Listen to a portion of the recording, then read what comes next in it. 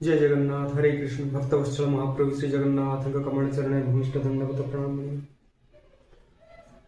जन भक्त आज्ञा महाप्रभु को प्रश्न कले, भगवान श्री कृष्ण को प्रश्न कले, भगवान आपण को तो कोटि कोटि भक्त भल पाती, कोटि कोटि भक्त प्रेम करती, श्रद्धा करती, किंतु आपण जहाँ भल पाती आपण ताको कौन करती, आपण जहाँ प्रति कृपा करती ता जीवन में आपण कौन करती। तो भगवान श्री कृष्ण स्मितहास्य दे कहले, करोमि बंधु विच्छेदम सर्वं क्लेशादि जीवन, मु जहा प्रति कृपा करे प्रथमे ता जीवन समस्त धन संपत्ति नहीं जाए, तापरे बंधु प्रियजन ठारू ताको दूरे दिए, ता जीवन में अनेक प्रकार दुख कष्ट क्लेश रे भरी दिए, समस्त ठारू ताको अलगा करी मो निजर करिने। भगवान जहाँ प्रति कृपा करती ता जीवन में अनेक दुख आसे, अनेक कष्ट आसे, अनेक दारिद्रता, आर्थिक दारिद्रता देखा मिले। जहाँ प्रति भगवान कृपा करती ता जीवन में एमती सब घटना घटी थाए। आउ कई कहते भगवान केवल धनी लोक मान डाक शुणती, जहाँ पाखे अर्थ अच्छी, जो मैंने 56 भोग लगाउछंती, सुंदर सुंदर रेशमी वस्त्र पिंधाउछंती, सुंदर सुंदर आभूषण भगवान को पिंधाउछंती, भगवान बहुत हुए से कृपा करती, भगवान बहुत हुए से ही भल पाती नहीं। आगे सेमिति जदि हेई थांता भगवान केबे भक्त सुदामार बंधु होई न थांते, गजराज डाक शुणी न थांते। जदि सेमिति हेई थांता 5 वर्षर ध्रुवर डाक शुणी न थांते, प्रह्लादर डाक शुणी न थांते, एवं कुब्जा कथा बुझी न थांते। एमिति अनेक भक्त अछंती, यह आगे आमर भूल धारणा। अनेक भक्त लोक कहती, अनेक भक्त कहती जो मान पाखे अर्थ अच्छी भगवान केवल से डाक शुणती, भगवान केवल से कथा बुझती। भगवान को पाखरे से तो त्रिभुवन मालिक, तेणु धन संपत्ति अर्थ कौन प्रयोजन ना, से केवल टिके भाव ही खोजी था, जो टिके सच्चा भाव देखती, सच्चोट प्रेम देखती, भगवान से निजक बिकी दिखती, भगवान निजे बिकी ही जाती से। सेमिति एक भक्त चरित्र आज शुणा श्री भक्त चरित्रामृत। भक्त श्री त्रिपुर दास ब्रजमंडल सेरेगड़ नामक एक ग्राम भक्त त्रिपुर दासंकर जन्म। तुलसी दुई पत्र बासिला परी भक्त श्री त्रिपुर दास पिलाटी बेलू तंक चित्तरे भगवान के प्रति अनाबिल प्रेम स्नेह श्रद्धा भल पाइबा थिला। बोध हुए यह तांकर पूर्व जन्मर कौनसी भजनर फल थिला। बिना भजन फल रे, बिना भगवत प्रेम फल रे ए जन्म रे आमे भगवत मार्ग रे आसी परिबा ना। जदि आमे भगवान को सेवा करूछंती, पूजा करूछंती, भगवान का नाम नउछंती, निश्चित रूपे आमर पूर्व जन्मर कौनसी सत्कर्म अच्छी, कौनसी सत् संस्कार अच्छी यहाँ पछरे, सेथिपाई आमे ए जन्म रे भगवान को मार्ग रे चलीछंती। सेमिति भक्त त्रिपुर दासंकर भगवान के प्रति पिलाटी बेलू तांकर श्रद्धा थिला, भक्ति थिला। भक्त श्री त्रिपुर दासंकर पिता तांकर माता बाल्यकाल देहांत हो जाइतिला। तांकर केवल पिता थांती। तांकर पिता आग्रा रे एक जवन राजा पाखरे मंत्री भाव में कार्यरत थे, तेणु से आग्रा रे त्रिपुर दासंग सहित आग्रा रे ही रोते। मझिरे मझिरे सेरगढ़ को बुलिबा को आसंती निजर जन्मभूमि को भिटा माटी। एकदा भक्त त्रिपुर दास एवं तांकर पिता निजर ग्राम को आसुथांती सेरगढ़। बाटरे गोवर्धन पर्वत विराजमान, गोवर्धन गिरिराज गोवर्धन सेठारे विराजमान करिसंती भगवान श्रीनाथ जी। गोवर्धन पर्वत उपरे भगवान श्रीनाथ जी विराजमान करिसंती। तो आसिला बेले भक्त त्रिपुर दास तांको पिता को कहले मुझे भगवान का दर्शन करी श्रीनाथ जी का दर्शन करी तेणु पिता भगवान का दर्शन निमंते नहीं गले जिते त्रिपुरा दास जाई भगवान को दर्शन कर भगवान को कटाक्ष नेत्र कमल कटाक्ष नेत्र भक्त श्री त्रिपुरा दास नेत्र मिसी जाइए भक्त त्रिपुरा दास से बिकी हो जाइछन्ति भगवान श्रीनाथ जी के पाखरे श्रीनाथ जी के कमल चरण रे बिकी हो जाइछन्ति तांकर त्रिभंगी ललित ठाणी रे से बंधा पड़ी जाइछन्ति तांकु लागुछि जेमिति सते कोटि कोटि जन्मरु जेमिति एई भगवान को से खोजुथिले जेमिति केते दिनरु से तृषार्थ अछन्ति तांकु आज से तृषार्थ को आज पानी मिल जाइए आज जल मिल जाइए एमती अनुभव है से जमीती अंतर यही भगवान को ही से खोजुले एमती अनुभव है भाव आसला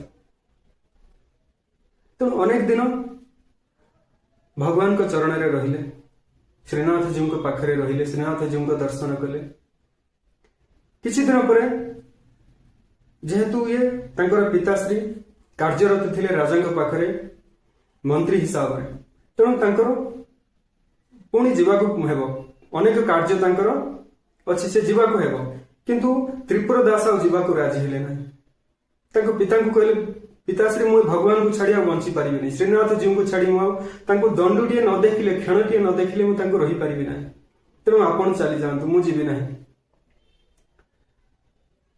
पिता पुत्र एमती भाव देखी एमती भक्ति देखी प्रसन्न हेले जहा मो कोल गोटे भक्त जन्म ग्रहण कर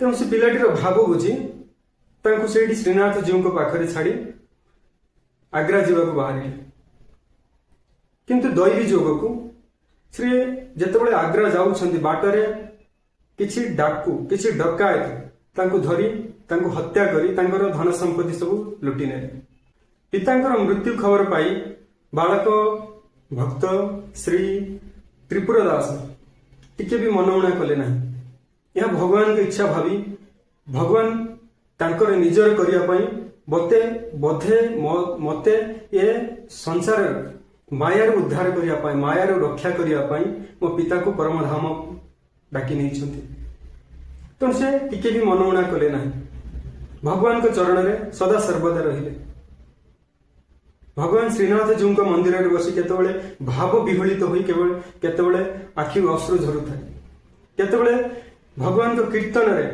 हाथ उठे नाचु थांती केतबेले भगवान को श्रीनाथ जी को त्रिभंगी ललित ठाणी विग्रह को सेमिति एक लय रे चाहि रही थांती आउ केबे केबे आखि बंद करी भगवान के सहित जमिति से कथावार्ता हो थांती तांकर एमिति भाव देखी श्रीनाथ जी को मंदिर गोसाई महाराज श्री वल्लभाचार्य महाराज पाखक डाकिले पाख डाकी बसाइले पचारे बापा तुम नाम कौन तुम क्यों आसीच अनेक दिन है देखु तुम्हें मंदिर रे अच्छे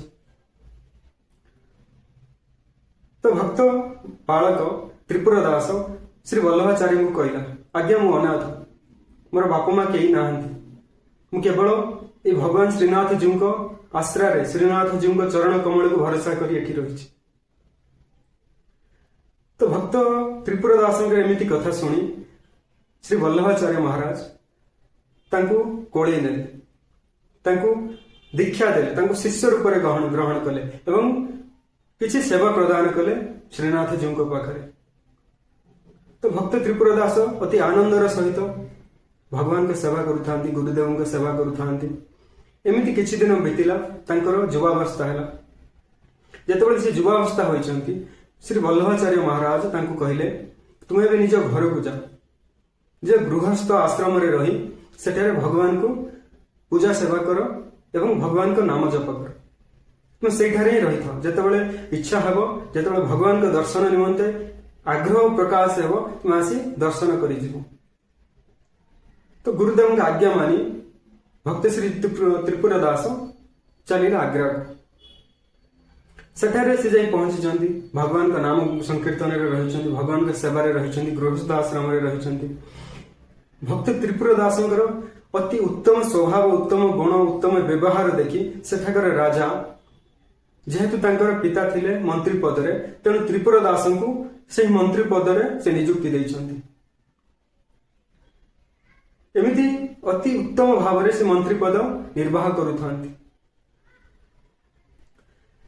एमती दिनकर कथा त्रिपुर दास तांकर नियम थिला प्रत्येक दिन सकाळु से उठी स्नानादि कर्म सारी नित्य कर्म सारी नाम जप सारी भगवान का चरणामृत गुरुदेव का चरणामृत भगवान का प्रसादी से प्रथमे सेवन कर सारिला पर ही से दिनर आहार नेउथिले दिनर प्रसाद नेउथिले। जेतेबेले जाय से भगवान को चरणामृत गुरुदेव का चरणामृत पाई नाहंती सेतेबेले जाय से कोनोसी आहार ग्रहण करू नथिले पानी रूपे पिउ नथिले तांकर एमिति नियम थिला। दिनकर कथा तांकर चरणामृत सरी जाय थाए से दिन तांकर जे कार्यरत थिले तांको पाखरे रोसैया थिले से रोसई कर सारी खाइबा बाढ़ी त्रिपुर दास पाखक नहीं आसिले खाइबा दे महाराज प्रसाद सेवन करंतु तो त्रिपुर दास कहले चरणामृत आणंतु आपण जानिछन्ति बिना चरणामृत सेवन बिना चरणामृत पाइबा बिना मु कोनसी आहार ग्रहण करे नाही। तो रोसैया जनक कहले आगे आज चरणामृत सरी जाइछि। तो त्रिपुर दास कहले आपण मते कहि नांती कोन पय जदी सरी जाइछि आपण मते कहिबा कथा मु जोगाड़ करि देई थांती मु मगेई देई थांती। तो त्रिपुर दास कहले ठीक अछि मु सेमिति राज दरबार को जाउछि मु चरणामृत ठीक करि देबी जोगाड़ करि देबी। तो त्रिपुर दास चलीरा राज दरबार को तांकर कार्य निमंते चिंता कले आज तो भगवान का चरणामृत पाई नाही तेणु आहार ग्रहण करिबे नाही हमर निष्ठा। सेपटे भगवान श्रीनाथ जीव भक्त को उपवास रे देखी निजे एक छोट 10 वर्षर बालक रूप धरी श्यामल सुंदर बालक रूप धरी हाथ में चरणामृत धरी प्रसाद धरी तुलसी प्रसाद धरी आसी पहुंचले त्रिपुर दास द्वार आसी डाक छाड़िले कई घरे अछंती। तो रोसैया बाहरी आसी देखिले द्वार जड़े सुंदर सुकुमल बालक ठिया होइछंती। कहले आज्ञा त्रिपुर दास मते पठेइछंती चरणामृत एवं तुलसी दल देई प्रसाद देई ग्रहण रखंतु। यह कही बालकटी तांको चरणामृत भगवान के प्रसाद देई सेठारु चली गले। तो रोसैया जनक जेतेबेले चरणामृत पाइछंती धरिछंती से जनक राज दरबार को पठेइले कहले जाई एबे त्रिपुर दास को डाकी आनो एबे चरणामृत आसी जाइछि से चरणामृत पाई प्रसाद ग्रहण करिवे भोजन करिवे तांकर। तो त्रिपुर दास जेतेबेले डका गला त्रिपुर दास जानिछंती चरणामृत नाही सेति से आसिले नाही। पुणी किसी समय पर पुणी आउ जन को पठेइले रोसैया कहले जाई तांको डाकी दियो कहबे चरणामृत आसी जाइछि।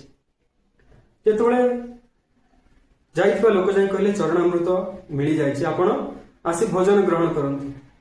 जेतेबेले रोसैया बारंबार भक्त श्री त्रिपुर दास को डकरा पठेइछंती तो त्रिपुर दास आसी टिके विरक्ति हेले कहले मु तुमको कहिथिली बिना चरणामृत रे बिना भगवान को प्रसाद रे मु भोजन ग्रहण करिबि नाही तुम आपण कोन पई मते बारंबार डकउछन।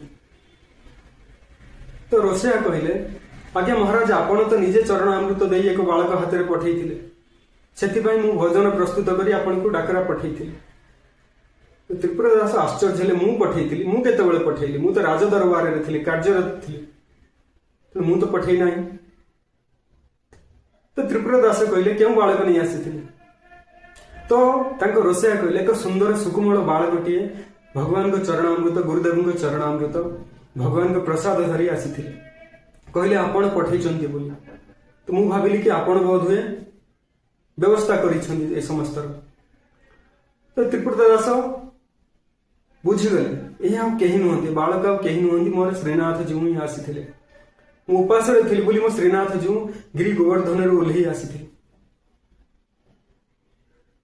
मु केडा अधमटा मो प्रभु को एते कष्ट दिली एते दूर रू गिरी गोवर्धन रू ओल्ही आसिले से मो पई भगवान को कोटि कोटि धन्यवाद दे कोटि कोटि दंडवत प्रणाम करी तुमको धन्यवाद दे चरणामृत पाई प्रसाद ग्रहण कर। एमिति भक्त त्रिपुर दासंकर जीवन चली थाए। କିନ୍ତୁ ଭଗବାନଙ୍କର ଏଠି ଆଉ କିଛି ଲୀଳା କରିବା ଥିଲା। ବୋଧହୁଏ ତାଙ୍କ ଭକ୍ତଙ୍କୁ ଲୋକଲୋଚନକୁ ଆଣିବାର ଥିଲା, ତାଙ୍କ ଭକ୍ତଙ୍କ ପ୍ରତି କୃପା କରିବାର ଥିଲା। ଭକ୍ତ ତ୍ରିପୁର ଦାସ ଯେହେତୁ ଭଗବତ ମାର୍ଗର ଲୋକ ଥିଲେ, ଭକ୍ତ ଥିଲେ, ବୈଷ୍ଣବ ଥିଲେ, ତେଣୁ ସେ ସତ୍ମାର୍ଗରେ ରହୁଥିଲେ, ସତ କଥା କହୁଥିଲେ, ନ୍ୟାୟ ଅନ୍ୟାୟର ବିଚାର ରଖୁଥିଲେ। ତେଣୁ ସେମିତି ତାଙ୍କର ମନ୍ତ୍ରୀ ପଦ ଯେଉଁ ଥିଲା, ସେ ଯେଉଁ କାର୍ଯ୍ୟ କରୁଥିଲେ ସମସ୍ତଙ୍କୁ ନ୍ୟାୟ ଅନ୍ୟାୟ ବିଚାର କରି ସେ କରୁଥିଲେ, କାହା ସହିତ ଅନ୍ୟାୟ ହେବାକୁ ଦେଉନଥିଲେ। କିନ୍ତୁ ଏସବୁ କଥା ରାଜାଙ୍କୁ ଭଲ ଲାଗୁନଥିଲା। ରାଜାଙ୍କୁ ଉତ୍ତମ ଉପଦେଶ ଦେବା, ସମସ୍ତଙ୍କ ସହିତ ନ୍ୟାୟ କରିବା, ସମସ୍ତଙ୍କୁ ସଦ୍ମାର୍ଗରେ ଯିବାକୁ କହିବା, ଏସବୁ କଥା ରାଜାଙ୍କୁ ଭଲ ଲାଗୁନଥିଲା, କାରଣ ସେ ଥିଲେ ଯବନ ରାଜା। ତ ରାଜା ବିଚାର କଲେ ତ୍ରିପୁର ଦାସଙ୍କୁ ମୁଁ ମନ୍ତ୍ରୀ ପଦରୁ ହଟାଇ ଦେଲି। ରାଜା ତ୍ରିପୁର ଦାସଙ୍କୁ ମନ୍ତ୍ରୀ ପଦରୁ ହଟାଇ ତାଙ୍କର ସମସ୍ତ ଧନ ସମ୍ପତ୍ତି ରାଜକୋଷରେ ମିଶାଇ ମନ୍ତ୍ରୀ ପଦରୁ ହଟାଇ ତାଙ୍କୁ ବନ୍ଦୀ କରିଦେଲେ, ତାଙ୍କୁ ବନ୍ଦୀ କାରାଗାରରେ ରଖିଲେ। ଏମିତି ତ୍ରିପୁର ଦାସ ବନ୍ଦୀ ଘରେ ରହିଲେ। ଭଗବାନ ଶ୍ରୀନାଥ ଜୀଉ ନିଜର ଭକ୍ତଙ୍କୁ ବନ୍ଦୀ ଘରେ ଦେଖି ରାଜାଙ୍କୁ ସ୍ୱପ୍ନାଦେଶ ଦେଲେ। ଅତି ପ୍ରଚଣ୍ଡ ରୂପ ଧାରଣ କରିଥାନ୍ତି। ରାଜା ସ୍ୱପ୍ନ ଦେଖୁଛନ୍ତି, ଭଗବାନ ପ୍ରଚଣ୍ଡ ରୂପ, ଉଗ୍ର ରୂପ ଧାରଣ କରିଛନ୍ତି, ହାତରେ ସୁଦର୍ଶନ ଧରିଛନ୍ତି ଏବଂ ରାଜାକୁ ଉଗ୍ର ରୂପରେ କହୁଛନ୍ତି, ଅଭିମାନ କରି, କ୍ରୋଧ କରି କହୁଛନ୍ତି, ଆରେ ଦୁଷ୍ଟ, ଆରେ ମୂଢ଼, ତୁ ଜାଣିଛୁ ତୁ କାହାକୁ ବନ୍ଦୀ କରି ରଖିଛୁ? ସେ ମୋର ପରମ ଭକ୍ତ, ମୋର ପ୍ରିୟ ଭକ୍ତ, ତେଣୁ ତାକୁ ଯଥାଶୀଘ୍ର ଯାଇ କାରାଗାରରୁ ମୁକ୍ତ କର, ନହେଲେ ତୋ ସହିତ ତୋର ସମସ୍ତ ପରିବାର ବିନାଶ କରିଦେବି। ତ ରାଜା ଧଡ଼ପଡ଼ ହୋଇ ଉଠିଲେ, କିଏ ମତେ ଏମିତି ଆଦେଶ ଦେଲା, କିଏ ମତେ ଏମିତି ଆଜ୍ଞା ଦେଲା? ତ ରାଜା ତୁରନ୍ତ ଯାଇ ବନ୍ଦୀ କାରାଗାରରୁ ଭକ୍ତ ତ୍ରିପୁର ଦାସଙ୍କୁ ମୁକୁଳାଇଲେ ଏବଂ ତାଙ୍କୁ ପୁଣି ମନ୍ତ୍ରୀ ପଦରେ ବସାଇବା ପାଇଁ ତାଙ୍କୁ ପ୍ରାର୍ଥନା କଲେ। କିନ୍ତୁ ତ୍ରିପୁର ଦାସ ଆଉ ମନ୍ତ୍ରୀ ପଦ ସ୍ୱୀକାର କଲେ ନାହିଁ, କହିଲେ ନାହିଁ, ମୁଁ ଏବେ ଭଗବାନଙ୍କ ମାର୍ଗରେ ରହିବି। ଯେଉଁ ଭଗବାନ ମୋ ପାଇଁ ଏତେ କରୁଛନ୍ତି, ମୋ ପାଇଁ ପ୍ରତି ମୁହୂର୍ତ୍ତରେ ଚିନ୍ତା କରୁଛନ୍ତି, ମୁଁ ତାଙ୍କ ପାଇଁ କଣ କରୁଛି? ତେଣୁ ଏ ସାଂସାରିକ ଜୀବନରେ ମୁଁ ଆଉ ରହିବି ନାହିଁ, ସାଂସାରିକ ପାରିବାରିକ ଜୀବନରେ ମୁଁ ଆଉ ରହିବି ନାହିଁ। ସେ ଆଉ ମନ୍ତ୍ରୀ ପଦ ସ୍ୱୀକାର କଲେ ନାହିଁ, ନିଜ ଘରେ ରହିଲେ, ଭଗବାନଙ୍କ ନାମ ଜପ କଲେ, ଭଗବାନଙ୍କ ସେବାରେ ରହିଲେ। ପାଖରେ କୌଣସି ଆଉ ଧନ ସମ୍ପତ୍ତି ନାହିଁ, କାରଣ ସମସ୍ତ ଧନ ସମ୍ପତ୍ତି ରାଜକୋଷରେ ମିଶି ସାରିଥିଲା, ସେ ବି ଆଉ ଗ୍ରହଣ କଲେ ନାହିଁ। ଏମିତି ଦୁଃଖ କଷ୍ଟରେ ତାଙ୍କର ଜୀବନ ବିତୁଥାଏ, ଜୀବନ ନିର୍ବାହ କରୁଥାନ୍ତି ଏମିତି ଭକ୍ତ ତ୍ରିପୁର ଦାସ। ପୂର୍ବରୁ ଭକ୍ତ ତ୍ରିପୁର ଦାସଙ୍କର ଶ୍ରୀନାଥ ଜୀଉଙ୍କ ପ୍ରତି ଏମିତି ଭାବ ଥିଲା, ପ୍ରତ୍ୟେକ ଋତୁ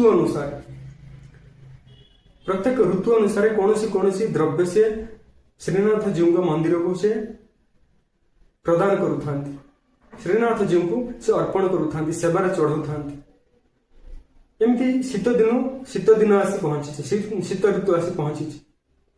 ପ୍ରତିବର୍ଷ ଶୀତ ଋତୁରେ ଭକ୍ତ ତ୍ରିପୁର ଦାସ ଅତି ସୁନ୍ଦର, କୋମଳ, ରେଶମର ଅତି ମୂଲ୍ୟବାନ ପୋଷାକଟିଏ ତିଆରି କରି ଭକ୍ତ ଶ୍ରୀନାଥ ଜୀଉଙ୍କୁ ସେବାରେ ଦିଅନ୍ତି। କିନ୍ତୁ ଏ ବର୍ଷ ତାଙ୍କ ପାଖରେ ଆଉ ଧନ ନାହିଁ, ଅର୍ଥ ନାହିଁ, ସମ୍ପତ୍ତି ନାହିଁ। ସେ ବିଚାର କରୁଛନ୍ତି, ଶୀତ ଋତୁ ଆସିଗଲାଣି, ଓ ଶ୍ରୀନାଥ ଜୀଉଙ୍କୁ, ମୋ ପ୍ରଭୁଙ୍କୁ ମୁଁ କଣ ଦେବି, ମୋ ପାଖରେ ତ ଅର୍ଥ ନାହିଁ। ଏମିତି ବିଚାର କରୁ କରୁ ତାଙ୍କ ଘରେ ଏକ ଘରକରଣା ଜିନିଷଟିଏ ମିଳିଲା। ତାକୁ ନେଇ ସେ ବଜାରକୁ ଗଲେ, 1 ଟଙ୍କାରେ ବିକ୍ରୟ କଲେ। 1 ଟଙ୍କାରେ ବା କଣ, କେଉଁ ପୋଷାକ ହେବ? 1 ଟଙ୍କାରେ ସିଏ କିଛି ଖଦଡ଼ କପଡ଼ା, କିଛି ଥାନ କିଣି ଆଣିଲେ, ଆଣି ଭଗବାନଙ୍କ ପାଇଁ ପଠେଇବା ପାଇଁ ବିଚାର କଲେ। କିନ୍ତୁ ପୁଣି ବିଚାର କରୁଥାନ୍ତି, ମୋ ପ୍ରଭୁ ହେଉଛନ୍ତି ରାଜକୁମାର, ସେ ତ ରାଜାଧିରାଜ, ତାଙ୍କୁ କଣ ଖଦଡ଼ ବସ୍ତ୍ର ପିନ୍ଧେଇବି? ଏହା କଣ ତାଙ୍କୁ ଶୋଭା ପାଇବ? ମୋ ପ୍ରଭୁଙ୍କ ଶ୍ରୀଅଙ୍ଗକୁ କଣ ଏହା ମାନିବ? ନାଇଁ, ମୁଁ ପ୍ରଭୁଙ୍କ ପାଇଁ ପଠେଇବି ନାହିଁ। ପୁଣି ବିଚାର କରୁଛନ୍ତି, ମୁଁ ପ୍ରତିବର୍ଷ ପଠାଏ, ଯଦି ଏ ବର୍ଷ ନ ପଠେଇବି ତାହେଲେ ମୋ ପ୍ରଭୁ ମୋ ପ୍ରତି ଅଭିମାନ କରିବେ, ଭାବିବ ମୁଁ ତ୍ରିପୁର ଦାସ ମତେ ଭୁଲିଗଲା। ଏମିତି ତାଙ୍କ ମନରେ ଭାବ ଚାଲିଥାଏ, ପଠେଇବି ନାହିଁ। ପୁଣି ବିଚାର କଲେ, ଯଦି ପଠେଇବି, ତ ସିଲେଇ କରିବା ପାଇଁ ମୋ ପାଖରେ ଆଉ ପଇସା ନାହିଁ, तेणु सिलेई वस्त्र सिलेई केमिति करी मो श्रीनाथ जीव एमिति विचार एमिति भावना था। श्रीनाथ जीव मंदिर प्रति वर्ष जड़े पुजारी प्रत्येक ग्राम को जाती, भगवान को तुलसी दियंती, प्रसाद दियंती, ग्रामवासी भगवान को कथा किसी कहती, एमती प्रत्येक वर्ष जाती। प्रति वर्ष भली ए वर्ष मध्य श्रीनाथ जीव मंदिर जड़े पुजारी महाशय आसी भक्त त्रिपुर दास ग्राम को समस्त घर बुलिले, प्रसाद देले, समस्त भल मंद बुझिले। शेष विचार कली त्रिपुर दास घर को तो मुझे जाई नहीं, सी तो पाखे अर्थ ना गले सी मत देव कौन, भगवान को से देव कौन। प्रति वर्ष जो पुजारी आसती हाथ में से रेशमी वस्त्र टे पठाती, किंतु ए वर्ष तो भगवान को देवाई पाखे अर्थ ना, से तो मंत्री पदरे ना, तेणु घर को जीवी कि जीविनी एमती विचार करूँ। पुणी भाविले जदि न जीवी तो त्रिपुर दास भाविले मो पाखे अर्थ थिला बोली मो पाखक आसुथिले पुजारी, एबे अर्थ नाही बोली मो पाखक से आसुना। पुणी जदि न जीवी त्रिपुर दास होउचंदी भगवान श्रीनाथ जीवकर परम भक्त, भगवान भी अभिमान करिवे मो ऊपर। यह विचार करी भक्त त्रिपुर दास घर को पुजारी महाशय कले। द्वारे पहुंचले, भक्त त्रिपुर दास को डाकिले। त्रिपुर दास आसी देखी अति प्रसन्न हेले, मो भगवान को पाखु आसी, मो भगवान को पुजारी आसी मो पाखु, साक्षात मो भगवान आसी जमी से विचार कले। मो भगवान मत भूली ना यह विचार कले से। तो त्रिपुर दास कहले मो भगवान आपन को पठाई, किंतु महाशय प्रति वर्ष मो पाखे अर्थ थिला, मु श्रीनाथ जीव रेशमी दामिकिया वस्त्र टी पठाऊली, किंतु ए वर्ष मो पाखे कौन द्रव्य ना, तेणु केवल गोटे टंकार एक थान कनाटे, थान कपड़ाटे मुझे यह कौन मो प्रभु को देव, मो प्रभु को यह देव ना, तुम नहीं जाओ, किंतु मो प्रभु को श्रेयंग लगे कराइब ना, यह अन्य कौन भंडार घरे कौन कार्य लगेदेव। तो पुजारी महाशय सेमती गले, से वस्त्रटी नहीं गले। भक्त त्रिपुर दास प्रणाम करी आखिर लुह झरू थाए, मो प्रभु को किसी दे पारू ना, एमती विचार करी निज घर को चलीगले। पुजारी महाशय कपड़ाटी को नहीं, थाना कपड़ाटी को नहीं, भंडार घरे एक जिनिष पत्र रखुथिबा खट उपरे बिछाई दे तापर जिनिष पत्र रखिदेले। से दिन राति रे भगवान समस्त नीतिकांति सरीला, भगवान शोइबा को विजय करिवे, शयन कक्ष को भगवान विजय करिवे। गोसाई महाराज थांती श्री विठलनाथ महाराज। श्री विठलनाथ महाराज भगवान को श्रीनाथ जीव का समस्त श्रृंगार सारी, समस्त सेवा सारी, आलती सारी, भौड़ आलती सारी, भगवान को जितेबाला रत्न पलंग को, गजदंत पलंग को नहीं शुआई, एक सुंदर चादर घोड़े रेजई घोड़े आखपाखे किसी अग्नि जली शीत दिन शीत कर प्रभु को, तेणु किसी अग्नि जलई एमती करते द्वारा बंद करने को जाती, देखिले कि विठलनाथ गोसाई देखिले कि भगवान श्रीनाथ जीव शीतरे थंडारे थरुंट। तो विठलनाथ आसी भगवान को कहले भगवान शीत लगुच, आहरी उष्म वस्त्र आनी आहरी घोड़े देले, आहरी 2-3टी उष्म वस्त्र आनी घोड़े देले, तथापि भगवान शीतरे थरु थांती। तो विठलनाथ भगवान कौन कले, भगवान को कोଳରେ धरी किसी समय जाकी धरी बसिले, गरम आसब भगवान को शीत टिके रक्षा मिल, तथापि विठलनाथ कोଳରେ भगवान थरु थांती। तो विठलनाथ भगवान बुझीगले, विठलनाथ बुझीगले यह भगवान कौन सी लीला, बोध हुए क्यों भक्त कौन सी द्रव्य देइछंती जो ये ऋतु परिवर्तन शीत नुहे, ये अंतर भक्तिर भावर शीत से थरुंट शीतर। तो पुजारी महाशय को डाकिले, जो पुजारी महाशय जाते श्रीनाथ वार्ता नहीं जाते भक्त त्रिपुर दास ग्राम को डाकिले, क्यों क्यों भक्त मैंने कौन देइछंती समस्त कथा पचारे, से समस्त कथा कहले, किंतु भक्त त्रिपुर दास कथा कहले नहीं। तो गोसाई विठलनाथ कहले कौन त्रिपुर दास ए वर्ष किसी देना। तो पुजारी महाशय कहला क्या देइछंती, किंतु जहाँ देइछंती ताहा भगवान को योग्य नुह, से भंडार घरे खट उपर पकाई जिनिस रखी। से एक थान कपड़ाटे देइछन्ति जहाँ आम भगवान योग्य नुह। तो विठलनाथ कहले जल्दी जाई शीघ्र जाई से कपड़ाटी को लेके आस। तो पूजारी महाशय जाई से कपड़ाटी को लेके आसिले। धूली धूसर हो जाए। तो विठलनाथ गोसाई विठलनाथ कपड़ाटी को धूली झाड़ी देले। तत्क्षण एक सिलाई करुवा दरजी को डाकी सिलाई कराइले, कपड़ाटी सिलाई कराइले। भगवान श्रीनाथ जी को तांकर श्रीअंग हिसाब से सिलाई कराइले। कपड़ाटी सिलाई कराई भगवान श्रीनाथ जी को पिंधाई देले एवं श्रीनाथ जी को थरिबा ठंडा लगे कम हो। तो भगवान विठलनाथ कहले, गोसाई विठलनाथ कहले भगवान एथिपाई आपण थरुथिले, जदि आपणकर यही भाव थिला मते टिके कहि देई थांते। मु जानि से आपण को एमिति लीला करंती। आपण भक्त भाई केते व्याकुल केते आकुल, भगवान भक्तंकर भाव स्वीकार करिवा पई आपण केते व्याकुल मु जानि छी। एबे आपण को शीत कमी गला, एबे थरिबा कमी गला। तो विठलनाथ भगवान को से पोशाक धराइले। यही कथा समग्र राज्य रे समस्त ग्राम रे व्यापीक लगे। समस्ते भक्त श्री त्रिपुरा दासंकर बाहा बाहा कले, तांकु भक्त रूपे श्रेष्ठ रूपे गणना कले। एमती थिला भक्त श्री विठलनाथ जीवन। विठलनाथ भगवान को नाम रे भगवान को सेवा रे रही शेष परम धाम को भगवत धाम को गमन कले। तो भगवान केबे कहार अर्थ अच्छी नाही देखती नहीं, से क्यों वस्त्र देइछि ता थान कपड़ा कि रेशमी कपड़ा से देखती नहीं, कि छपन भोग लगाउ कि मिश्री दाना दउछि ताहा देखती नहीं। से देखती केवल तार भावटी।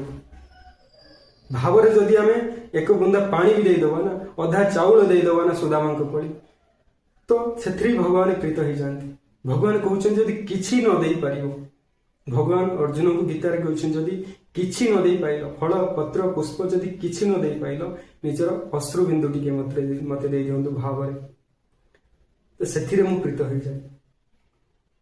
तेणु भगवान पई द्रव्यर ए सामग्रीर ए वस्तुर कौनसी आवश्यक नहीं।